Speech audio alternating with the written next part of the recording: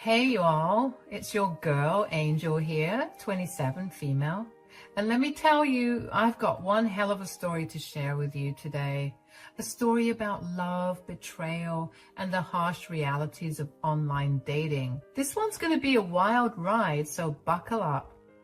It all started back when me and my now ex-husband Daryl first got married.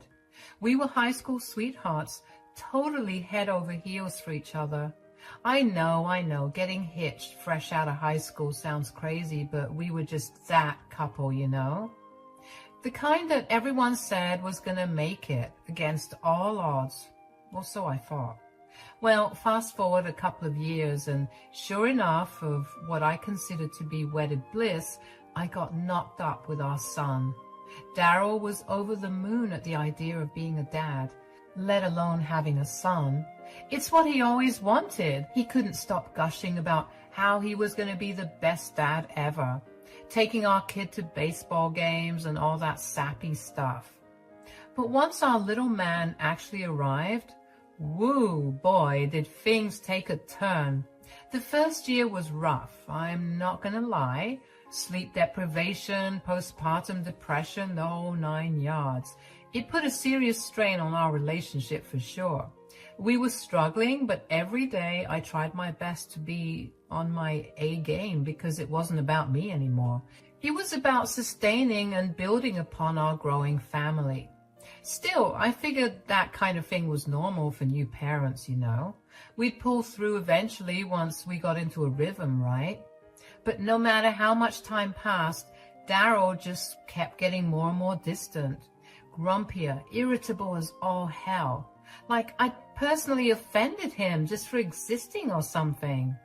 At first, I brushed it off as him being stressed from work. The guy was putting in crazy overtime hours, so I cut him some slack. But after a while, his attitude problem just got worse and worse. Even when he stopped taking on more hours at his job, he treated me like absolute garbage, always snapping and putting me down over the smallest things. One time, I overcooked his steak just a tiny bit. He likes it practically mooing on the plate.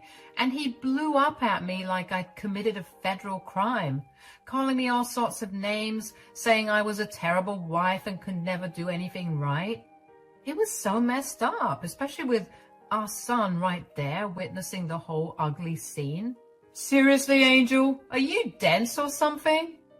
I said I was sorry, Daryl. What do you want from me? Tony was up all night and it's not like you did anything to help me.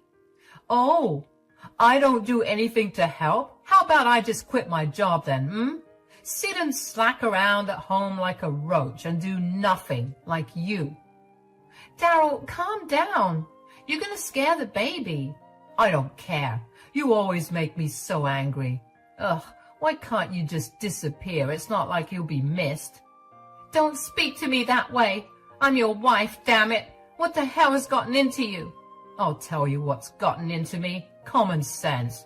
Maybe our parents were right. Maybe we shouldn't have gotten married so soon. What? What are you talking about? You don't want to be together? Well, it's a little too late for that. We have a whole child together, Daryl. Whatever. Forget I said anything. I'm going to finish dinner in my office. By that point, our poor baby was scared of his own dad, and I was at my wit's end trying to figure out what his deal was. I mean, my Daryl, the sweetest, most loving guy I knew from high school, had basically become a totally different person right before my eyes. It was like living with a raging, miserable stranger.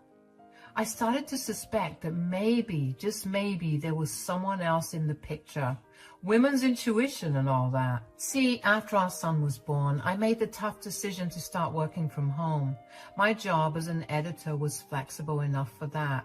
Plus, I didn't trust leaving our newborn with some rando babysitter, you know. So most days, I'd just be cooped up in our home office, plugging away on my laptop, while Daryl was out at the office acting shady as hell. And that's when things started adding up in my head. The constant moodiness and irritability whenever he was around me, the way he suddenly started obsessively guarding his phone and email passwords, getting all defensive if I so much as glanced at his laptop screen. I'm talking straight up Jekyll and Hyde behavior, you all. Sweet and charming whenever he left for work, and then a raging monster the second he walked through our door at night.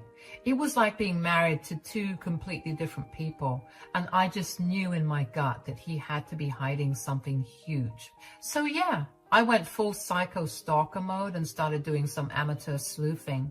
Don't judge me. If your husband was acting that sketchy, you do the same thing.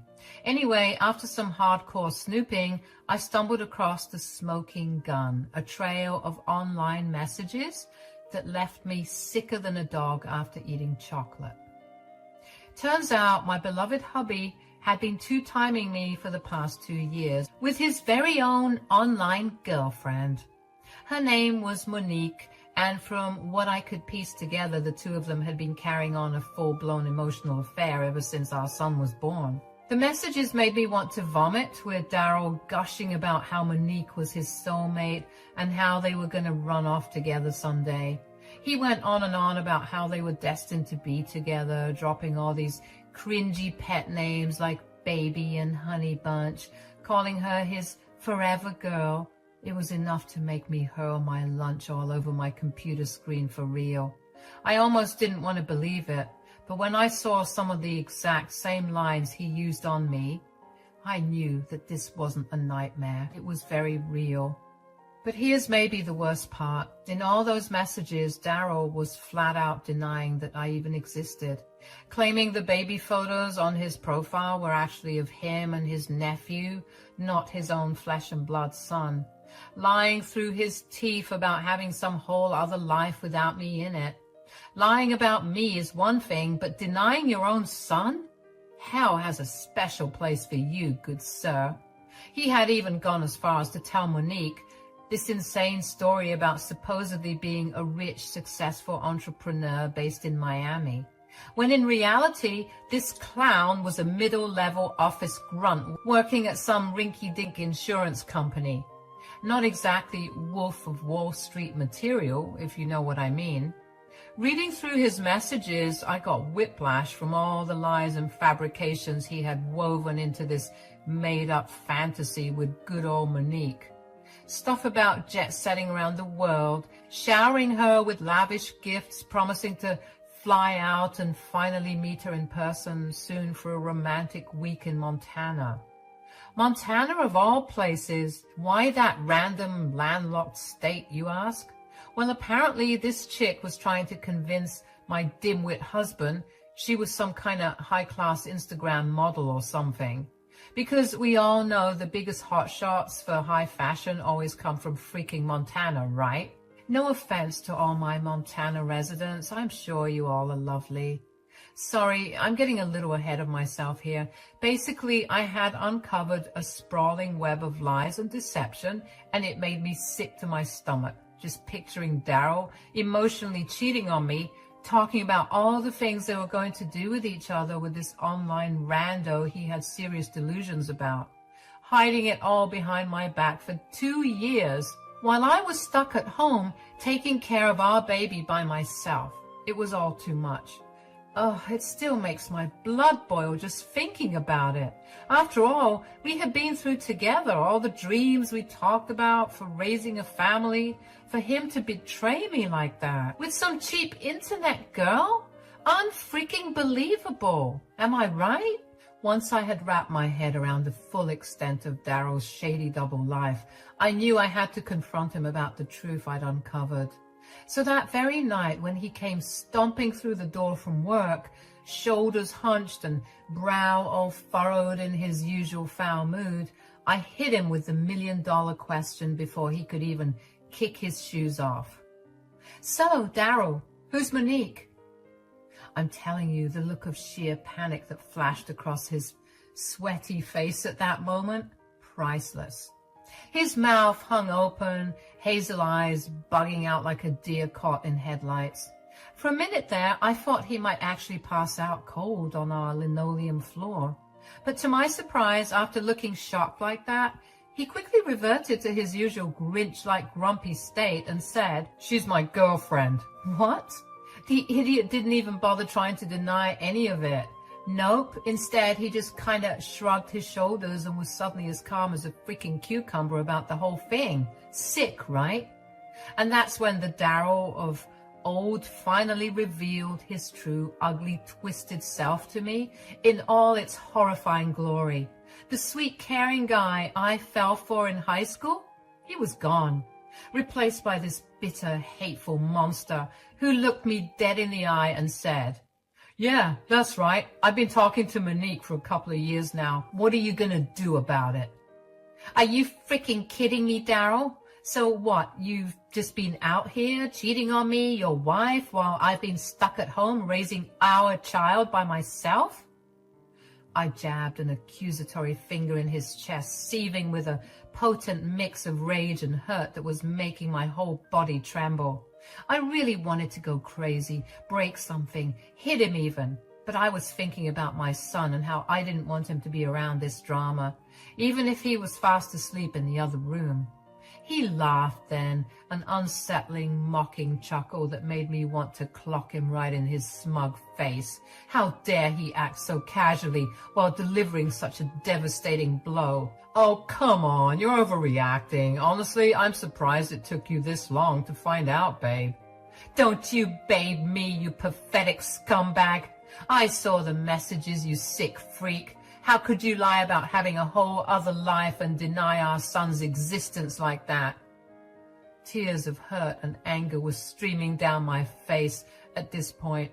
Daryl just shrugged again, completely unfazed. "Yeah, well, what did you expect me to tell her? That I'm some loser stuck in a crappy marriage with an ugly, boring woman like you? Give me a break." My jaw dropped at his cruel, hurtful words. This couldn't be the same man who once gazed at me with pure adoration and pledged to love me until the end of time. The person who made these promises in front of our friends and family. "You're a monster. After everything we've been through, you're really going to throw it all away for some internet tramp who's probably catfishing your stupid self. First of all, don't you dare talk about Monique that way. She's 10 times the woman you could ever hope to be.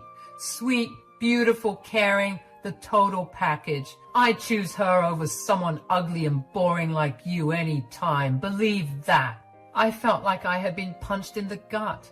This deplorable jerk had admitted to emotionally cheating on me for years with some stranger online, all while disparaging me, the mother of his child, in the worst possible way. Doubling down on calling me boring and ugly? That was just cruel. A part of me still naively hoped I could reason with him. "How can you say that? We have a son together, Daryl, a family. Doesn't that mean anything to you at all?" "Don't give me that crap. You know I never really wanted kids in the first place. I was just trying to do the right thing and be a man about it. But I'm done living a lie. I'm done being unhappy. You make me unhappy." Before I could even respond, retort, or even snort in shock, he turned on his heels and headed to our bedroom. He defiantly stormed over to the closet and started recklessly flinging his clothes and belongings into an open suitcase. I watched in disbelieving horror as the reality set in. He was leaving, abandoning everything we had built over a decade together, all for his online side chick. "You can't be serious right now. After all this time, all our history, you're really going to walk out on me and your child for that virtual bimbo from Buttcrack, Montana? First of all, it's Butte. Learn your geography, idiot. And second, unlike your crusty self, Monique is real. So very, very real. And she wants me, the real me, not this phony baloney shadow of a man you've tried to turn me into all these years. So yeah, I'm leaving for good." I didn't even have a snappy comeback. I just collapsed onto the couch, sobbing hysterically as Daryl zipped up his suitcase and stormed out of our home without a second glance back. I probably looked pathetic. Who wouldn't? This was the love of my life. And he was bashing me to my face and uplifting another woman. I felt so awful. After who knows how long of crying until my eyes were swollen and dry, I pulled myself together enough to shoot off a quick message to Monique herself, because it seemed like all my tears were dried up. All that was left was pure, unfiltered rage. Using all the screenshots from me and Daryl, our wedding photos, our home, his belongings hanging up like his degree and his certificates, as well as pictures of our son, I spilled every last bean about Daryl's deception so that there wouldn't be a shred of doubt from her side. From his fabricated backstory of being a wealthy jet setter to lying about having a whole entire family he had abandoned to be with her twisted virtual self, I made sure she understood in no uncertain terms that my no-good snake of a husband was a liar and a cheater of the lowest degree. I sat there waiting, taking care of my son, cleaning up, cooking some stuff, and just keeping myself busy in any capacity because I felt like my head was going to explode. Hours went by and I was sure that she had blocked me or something, but to my surprise, she responded in the dead of night when my son had gone down again. Her response? A string of shocked, appalled emojis followed by, "Oh my God, I had no idea about any of this. I feel so bad for you. No one deserves to go through that. Thank you for bringing this to my attention. You didn't need to do it, but you did. And I'm so grateful for a girl's girl like you. I'm sorry that you married him. Don't worry, I'm going to teach that lying sack of crap a lesson he'll never forget." And that was it. No other explanation, just those ominous words of vague retribution. Somehow, amidst all the drama, I had managed to fall asleep. Must have been tuckered out from all the crying, even though I was sure that sleep would escape me that night. The next day, I was still an emotional wreck, moping in bed with tired, puffy eyes when my phone started ringing. A call from a number I didn't recognize at first, but after staring at it for a few rings, my stomach clenched as I realized who it was. Daryl. I almost didn't answer, but part of me felt a twisted sense of satisfaction, knowing he was probably already getting a taste of his just desserts after Monique discovered his web of lies. She probably told him not to come to Montana anymore, and he wanted to crawl back like they always do. But what came after was much, much worse. So I tapped the green button with a smirk and waited for the undoubtedly unpleasant conversation to come. But I was not prepared for the sniveling, whimpering mess that began blubbering at me through the phone speaker just seconds later. "Angel, baby, I messed up. I messed up so bad."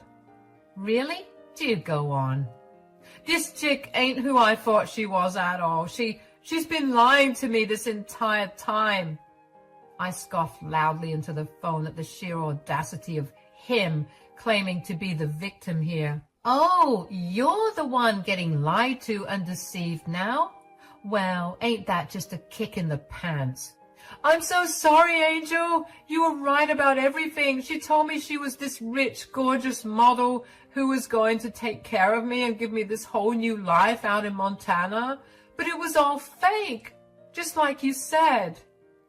"Gee, you don't say. A mysterious online model turning out to be a fraud? How shocking." The sarcasm was just dripping from my voice at this point. I had zero sympathy for the fool getting conned by his own sick delusions. "When I got to the airport, there was no one waiting to pick me up like she promised. I've been trying to call her for hours, but the number's disconnected now. I don't know what to do. I'm stuck here with no money and nowhere to go. Please, you gotta help me. People are starting to stare." He dissolved into another pathetic bout of blubbering just then. As satisfying as it was to hear the loser getting his just desserts, I felt my eye twitching, listening to all his whining and sniveling. Like, did he really expect me to feel bad for him after he willingly nuked our entire family just to chase some online pipe dream? let me get this straight. You left your wife and child so you could go gallivanting off with some imaginary honey you met on the internet. But now that your little dream world has shattered, you want what exactly? My sympathy? An apology? You got punked, my friend. That's your business. No, I'm not asking for any of that. But Ange, you have to help me. My cards are all frozen. My bank accounts are totally drained. She took everything. I let out a hearty cackle at that, not even trying to stifle my amusement. Guess Miss Montana decided to take this fool for everything he had before pulling the ripcord on their little romance. So let me get this straight. Not only did you leave me for this skank, you willingly gave her access to clean out all your finances too? Oh, buddy, you're even dumber than I thought. Looks like I dodged a bullet. I'm serious, Angel. She's gone radio silent. I'm trying to call the bank, but I'm not getting any responses.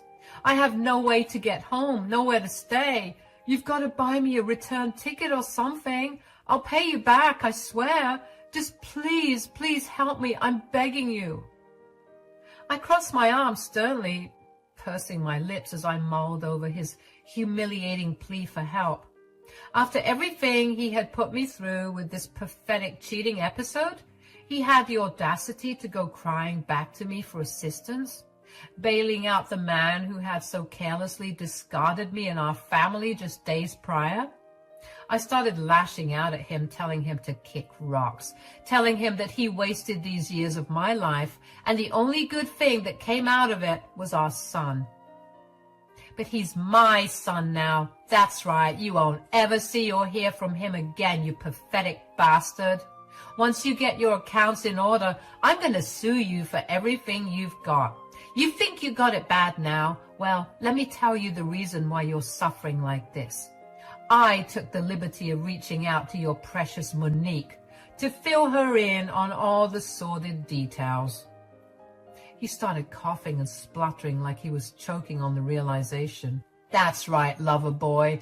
I sent her all the messages, pics, everything proving what a lying, cheating scumbag you turned out to be. So yeah, I'd say it's pretty clear now that you got played for a damn fool by your online soulmate. I guess it's poetic justice. You lied just like how she lied. I let out a mocking peal of laughter, waiting for Daryl to quit his rageful breathing. It was so cringe. He must have thought he was turning into the Hulk or something. How dare you interfere with me and Monique like that? You had no right.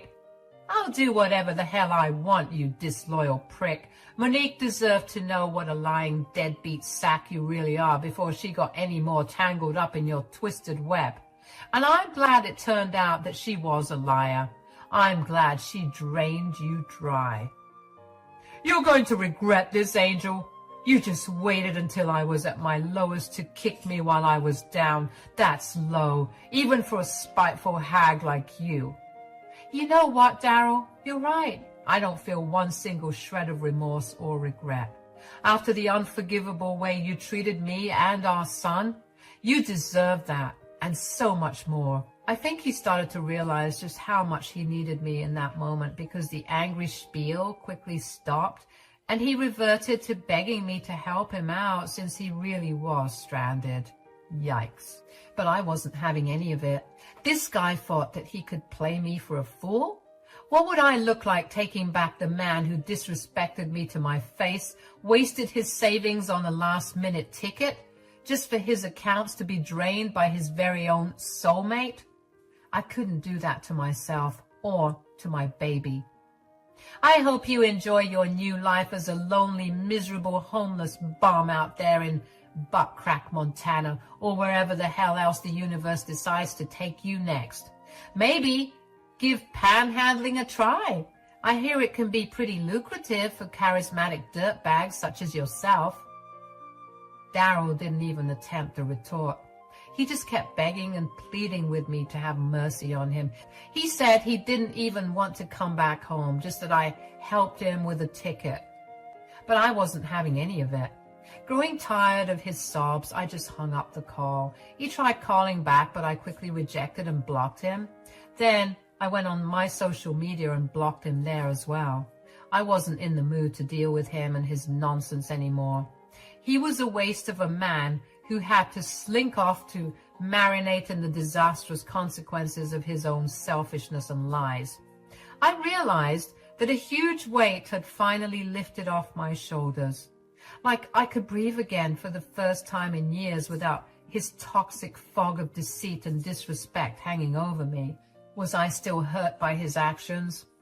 By the cold, cruel way he had tried to throw away our family like a wad of trash? Of course. Those scars would likely never fully heal no matter how much time went by. I'm still healing now. Some days are better than others, but damn it, if I don't get triggered every now and then and curse out loud or throw things. But at least now, at the very least, I could begin to rebuild and move forward. And normally, when I get upset like that, I just remember how I left him to struggle and fend for himself in his time of need, which always brings a smile to my face. No more looking over my shoulder, waiting for the next gut punch of heartbreak or betrayal from him to drop. No more wasting away, yearning for the old Daryl I once knew, to magically reappear and chase away this bitter, poisonous phantom that had possessed him. For the first time in what felt like an eternity, I was free. Free to be the mother, the woman I truly wanted and needed to be for myself and my son. The shackles of Daryl's toxicity, once so firmly shackling me down, had finally been unlocked and cast aside into the ether. Now I'm currently getting my affairs in order. I want to move out of this house. Too many memories. I want a nice, quaint place where I can raise my son in peace. We're also in the process of getting a divorce. I had my lawyer email him, but I haven't heard anything back from the sod. Typical. Hopefully he's out there begging on the streets. I'm pretty sure he doesn't even know where this Monique lady lives. Otherwise, I'm sure he would have made his way there instead of blowing up my phone begging for a lifeline. You might be wondering about Monique. Well, after I cut the call on Daryl, I tried to reach out to her just for an update of sorts. Even congratulate her for scamming him like that. But I saw a message instead. Thanks once again for bringing this to my attention. It's only right I return the favor, for being honest. I'm not gonna lie, I was planning on robbing him dry once he got to my place. Charming him and all, because that's what I do. I even felt bad for the guy because he really claimed to be in love with me. But lying about your kid is a whole new level of twisted. So I don't feel bad for him one bit. Take care of yourself, Angel, and good luck with the baby. I wanted to reply, but she had blocked me, leaving that last message as her final remark on the matter. Honestly, I'm not even mad at it. I tried searching for her on other platforms, but she was nowhere to be found. She disappeared into thin air like a ghost. I guess this is what she does, scamming and catfishing gullible guys for cash. As for Daryl, I haven't heard a word from him, but I told his parents about his sick and twisted behavior, and they're just as upset. Maybe they'll bail him out and he'll come crawling back like they always do. But in the meantime, I have to take care of me and my son. I'll update you guys if anything happens. Thanks for listening to my story.